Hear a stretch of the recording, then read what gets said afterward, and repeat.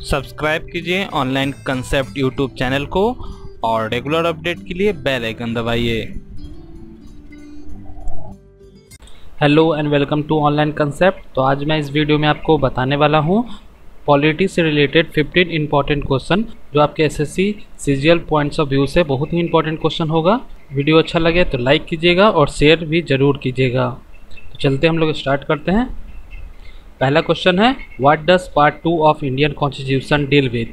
Part 2 में Indian constitution क्या deal करता है? तो इसमें आंसर होगा सिटीजनशिप ऑफ इंडिया। तो नेक्स्ट क्वेश्चन देखते हैं। नेक्स्ट क्वेश्चन है what does Indian nationality law follow. Indian nationality law follow क्या करता है? तो आंसर होगा जस सैंगनस, जो इसमें आपको बता दूं कि इसका मतलब होता है राइट टू ब्लड।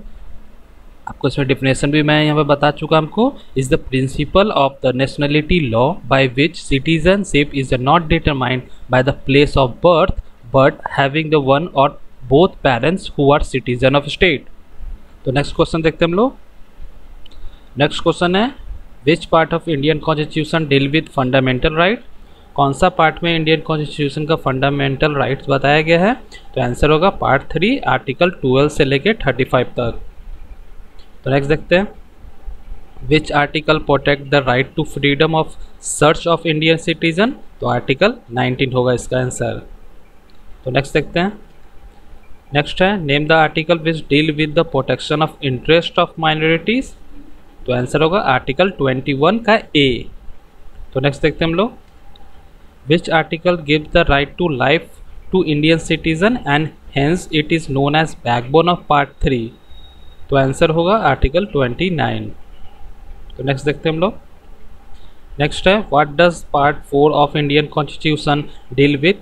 पार्ट 4 में इंडियन कॉन्स्टिट्यूशन में क्या बात किया गया है? तो आंसर होगा आर्टिकल 21 के बारे में बताया गया है, जिसमें आपको प्रोटेक्शन ऑफ लाइफ और पर्सनल लाइबिलिटी होता है।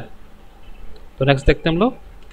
नेक्स्ट है who is the commander in chief of Indian arm force. Commander in chief कौन होता है इंडियन आर्म फोर्स में? तो आंसर होगा directive principle of our state policy. तो नेक्स्ट देखते हैं the exclusive power of India is vested is. Exclusive power किसके पास होता है? तो आंसर होगा द प्रेसिडेंट ऑफ इंडिया के पास। तो नेक्स्ट देखते हैं what does union exclusive include. Union exclusive के अंदर कौन कौन सा आते हैं? तो आंसर होगा president, vice president, council of minister, attorney general. तो नेक्स्ट देखते हैं। तो नेक्स्ट क्वेश्चन है who are the member of electoral college for election of president of India include.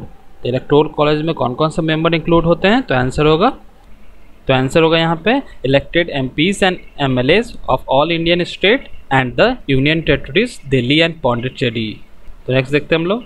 तो नेक्स्ट क्वेश्चन है president of India is elected by. President of India elected किया जाता है कौन सा सिस्टम के अनुसार? तो आंसर होगा proportional representative system by the mean of single transferable vote के द्वारा। तो नेक्स्ट देखते हैं। तो नेक्स्ट क्वेश्चन है along with being a citizen of India and more than 35 years of age president of India should be. President of India का जो eligibility होना चाहिए वो क्या क्या होना चाहिए? सिटीजनशिप ऑफ इंडिया तो होगा ही, साथ में 35 ईयर्स एज भी होना चाहिए और साथ में क्या क्या होना चाहिए। तो यहाँ पे 2 पॉइंट मैंने दिखा दिया आपको। सबसे पहला है qualified to be elected as a member of Lok Sabha के लिए इलेक्टेड होना चाहिए और साथ में should not be hold any office of profit under the state. साथ में कोई भी ऑफिस ऑफ प्रॉफिट से बिलोंग नहीं होना चाहिए। तो नेक्स्ट देखते हैं हम लोग।